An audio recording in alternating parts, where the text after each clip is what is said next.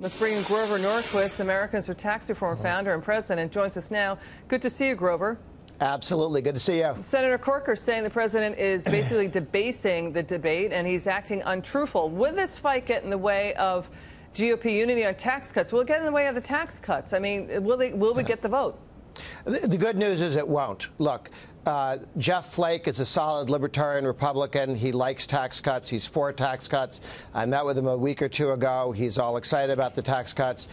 Corker is a grown-up. He has been a solid free market senator and mayor before this, so he has a long record of supporting lower taxes. They abolished the death tax in Tennessee.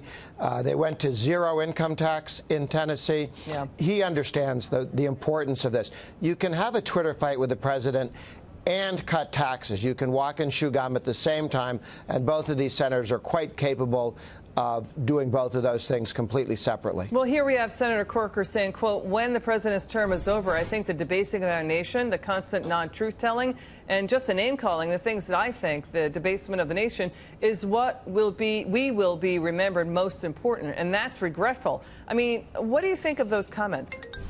Well, I think that's unlikely. I think what people will remember is that if we get this tax cut through, as I believe we will, look, you've got 51 Republican senators voted for the budget, which is what you needed to do before the tax cut. And Rand Paul, who was the one person who didn't vote for it, immediately tweeted the next day. I guess we all tweet these days. He immediately tweeted the next day, I'm all in for the tax cut. So you have 52 people who all voted to get ready for the tax cut. Susan Collins, senator from Maine, said I'm excited. She wanted to vote for the budget so we could do the tax cut. There is unanimity among Republicans. And Murkowski, too, to your point. So there is unity here. You know, Steve Bannon saying he would run candidates against establishment Republicans. But Mitch McConnell is saying, you know what, those guys can't win. What do you think about that fight? Well, there are some cases where you could primary somebody and win in a primary, somebody who couldn't win in a general. The reason why we ended up with Obamacare not being repealed was because we ran a candidate in Missouri who, in a three-way race, ran as the most right-of-center guy, could not win in the general. That happened to us in Nevada previously. So you can throw away a perfectly good Senate seat. All right, here's the deal. Here's the deal. Let's get back to the backstory. And I'm not sure this is being captured by the media.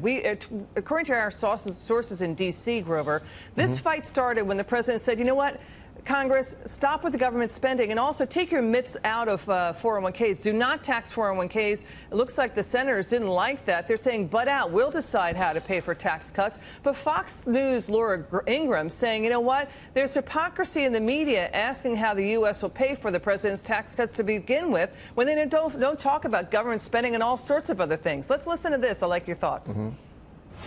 I look back and I think, I don't recall those types of articles about the stimulus 1 and 2, how we're going to pay for it. Certainly not about Iraq or Afghanistan, trillions of dollars later. We didn't really talk about that when we talked about TARP, how we're going to pay for it, how we're going to pay for illegal aliens coming across the border. We need a growing economy.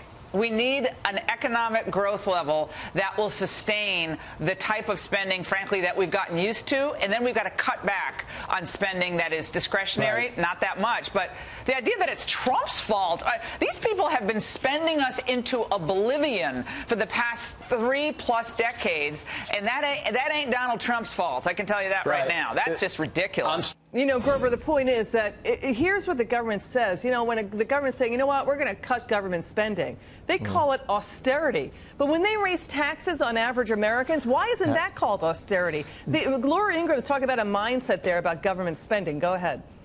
Because those observers, pundits, members of the establishment media, when they say, you know, how are we going to pay for a tax cut?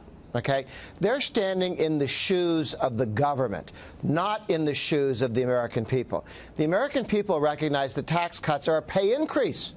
A tax cut is a pay increase. A tax increase is a pay cut.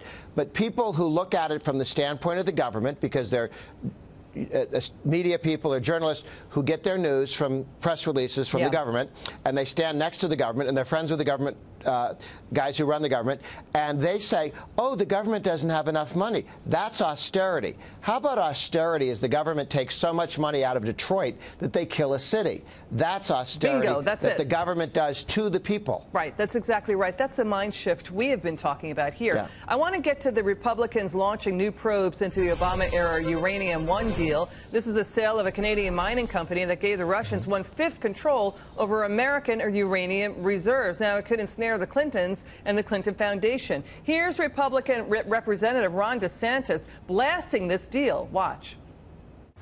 We do have a witness who is a confidential informant who wants to talk about his role in this, and we're in contact with the Justice Department to release him from a non-disclosure agreement. If that doesn't work out in timely fashion, then we obviously would be able to subpoena him. Grover, what could be the fallout here? Why would you have a non-disclosure agreement from a witness who's trying to testify to something? Non-disclosure is when he knows something bad about you that you don't want him to disclose.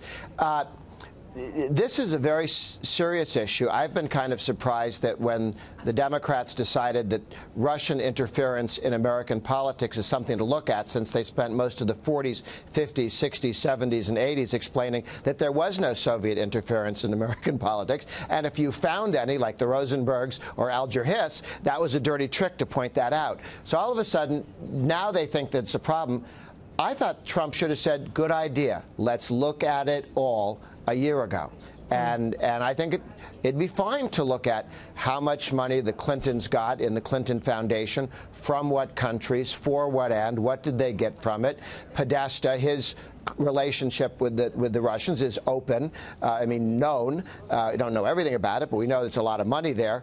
Why his closeness to the Clintons in that campaign dwarfs anything that anybody had a relationship, even distantly, with the Trump people. Yeah, thank you, Grover Norquist. Good to have you on, sir. Thanks again. Thank you.